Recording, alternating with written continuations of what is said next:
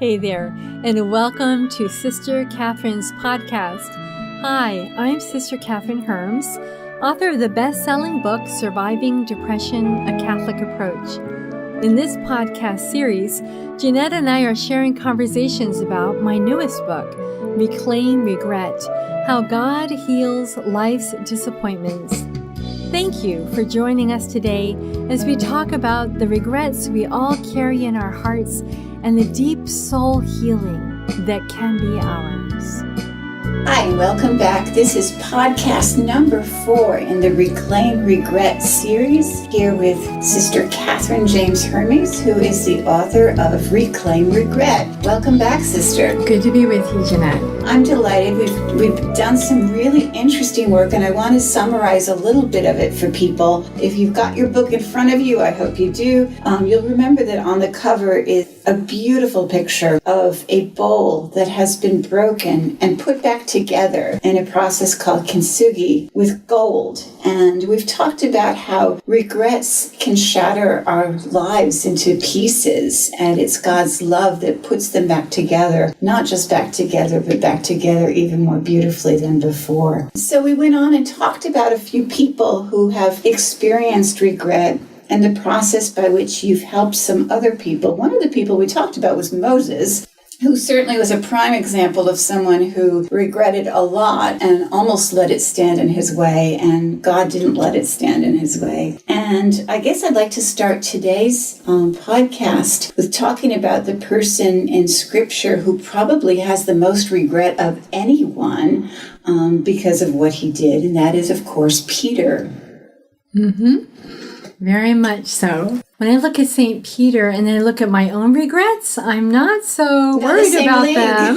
Not in the same league, but we all feel them to be in the same league. And sometimes I wonder if Jesus didn't choose someone like St. Peter so we would all find our home there in the gospel. All find our home. And we did talk about this a little last time, which is, some people have regrets that seem overwhelmingly large, and some people have regrets that seem to be over what other people would find trifling, but they're all just as real. They're just as real, and they can hurt just as much. And we can feel isolated because of them, or ashamed, or afraid. Or sometimes you hear people wondering if they'll even be allowed into heaven because of them. So regrets aren't just little things we can fluff off. They have profound spiritual implications in many cases. So there's something to take seriously. So let's talk about St. Peter. St. Peter, we all know the story. He was at the Last Supper, and Jesus had said that one of the people at that table would betray him. And of course, everyone said, Not me. And of course, St. Peter said, "Not I, Lord. I would never betray you. And in fact, I will die for you." And Jesus looked at him and said, "Will you die for me, Peter? Actually, before the cock crows twice tonight, you will have betrayed me 3 times. And I wonder what Peter thought at that moment. When he was the rock, he was the designated kind of head, or not head, but the person with a little more prestige and authority in the group. And he was told that. And many times, just as a side, our regrets can actually, they kind of break our self-image. And that's part of what can be so painful about them. If we have an image of ourselves in a certain way,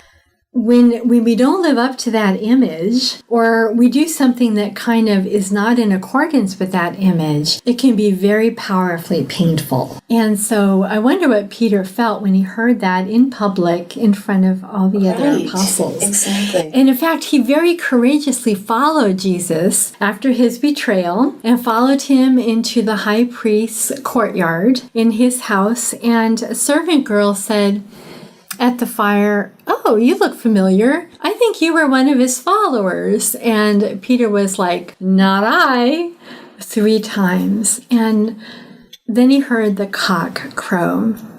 And I just imagine that experience when he heard. It must have been devastating. And in some of the major masterpieces of art, they actually have Jesus turning and looking at him, catching his eye. And To me, though, there's something very beautiful about that, because Peter had to learn that he couldn't do it on his own. In fact, he couldn't die before the Master died for him. He couldn't give his life for Jesus before Jesus gave his life for him. So he kind of had to find his real place in relationship to Jesus. But the experience of that was so painful. So I think that in itself teaches us something about regrets. They can be experienced as profoundly painful. They can be devastating on many levels.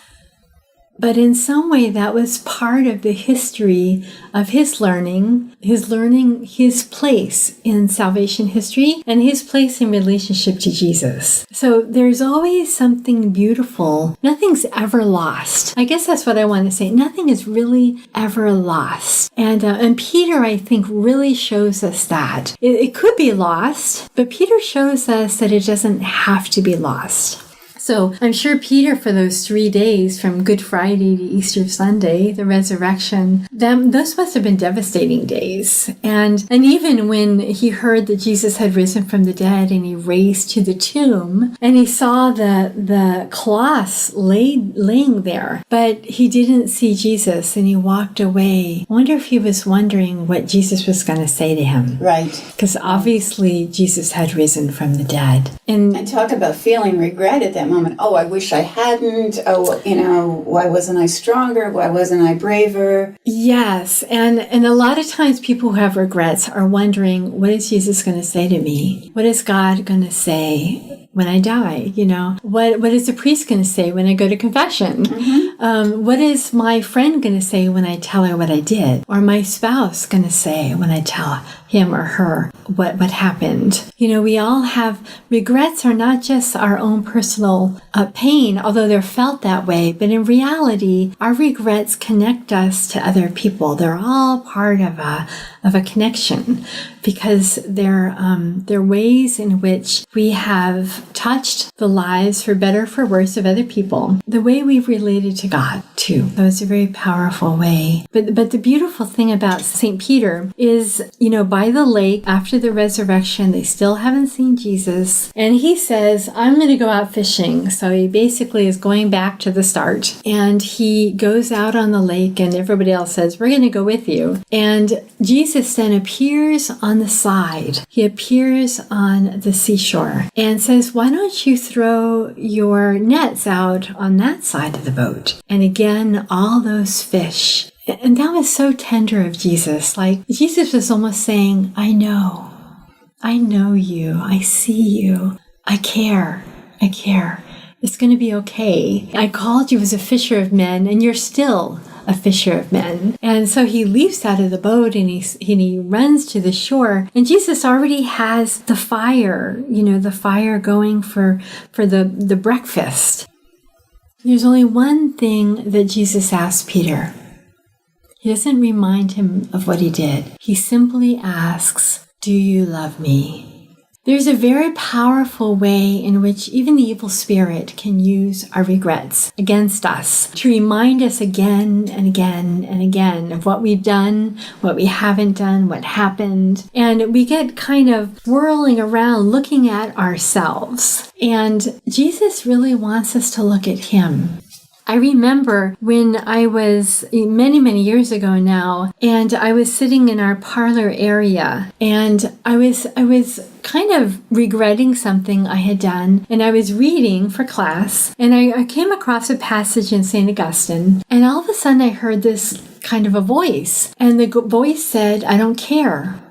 And I felt like there were these eyes that saw me. I felt seen in a very profound way, so much so that I actually looked up and looked around the room, and I was the only one in that room. And so I continued to read, and I heard the words again, I don't care. From deep inside of me, I don't care. As long as you remain looking at me and I look at you, as long as there is this bond, this tie between us, as long as our eyes are on each other and your eyes are not on yourself, lost in yourself, lost in your sin and your fault, in your problems and your regrets, it's going to be okay, And from that moment on, it was okay. that whole situation began to work itself out.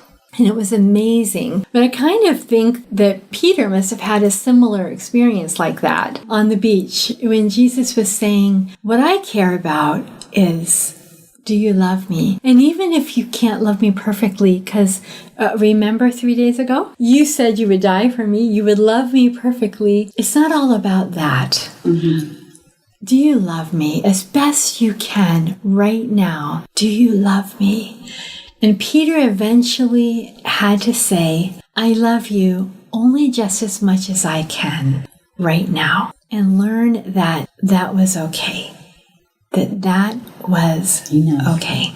That was enough. That it's not about getting things right, mm-hmm. fixing things up, moving things on. Right. It's about loving as much as you can right here, right now.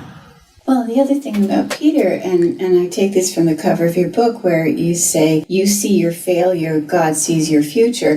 The fact that Jesus knew that Peter would betray him and still said, you are the rock, you are where I'm going to build a church, you are the one who's going to carry it forward. And he could have chosen someone who wasn't going to deny him.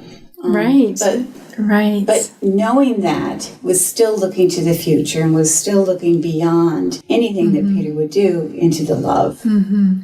And as we look in ourselves, but even as we look around us, there's so much betrayal, so many faults, so much sins, so much mistakes, so many heartbreaking situations in the world, in the church, in our families, in our own lives. And that's a beautiful consolation to know that Jesus still loves us, and that if we, like Peter, can say to him, I do love you mm-hmm. as much as I can. And Jesus said, come follow me. It wasn't like, do you love me? Yeah. Oh, yeah, I love you. Oh, good. It was, do you love me? Come follow me. Right. Come follow me, yes, to your death. Come follow me in a life that gives itself over completely to me throughout everything that you will live and endure and love and give. And that's the beautiful, beautiful thing about Peter. He's so multifaceted. Mm-hmm. Well, and then there's Paul. Let's talk a little about St. Paul. I love Paul because there was one day when I was on retreat and I was really reflecting on Paul, on his conversion. We all know the story. And I was thinking about myself, midlife, those years, things I was beginning to see, to understand, to care about, to know in a new way. Mm-hmm. The road was beginning to open up in front of me, before me. And the thing that struck me about Paul's conversion was it didn't come too early and it didn't come too late.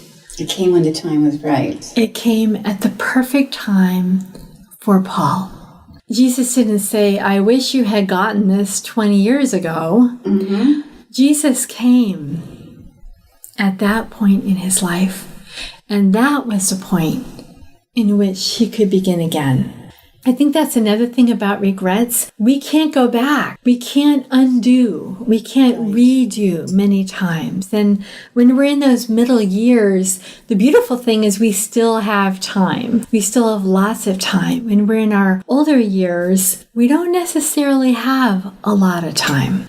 But the moment in which the book Reclaim Regret is trying to give you, to lead you to that experience of healing. And that moment, whenever that occurs in your life, is the moment when Jesus is there for you. And that moment, whenever it is the perfect time. For the good thief, that was the perfect time. That was the first time Jesus spoke to him, and it was a time he responded with all of his heart. And that was the perfect time for him. And somewhere in this book, in any of these meditations or exercises, when you hear Jesus' voice to you, that is the perfect time for you. And I love Paul too, because, he had a love and a difficult relationship with the Corinthians, this community of Christians that he had formed in this very complex cosmopolitan city, port city of Corinth. And yet we know that there was a lot of difficulty in that community. There's a lot of complexity in these letters. There's letters of tears in which he's trying to reconcile, to connect again with that community, to move them on to conversion and growth, to re-find that place with them as their father and their founder. And the beautiful thing, he says, I am like a mother reaching out to you as a child. And, he may have regretted some of the things he may have said. He may have regretted some of the ways he might have been, because St. Paul was human. He was growing in his walk with the Lord, in his own emotional growth, his psychological growth, his reactions, all of these things he had to grow in throughout his life. And so he even says, like somewhere, he says, well, the fact is that I said these things to you about this situation, and now you have changed. Now you have grown. Now you have followed Jesus. And now I don't regret them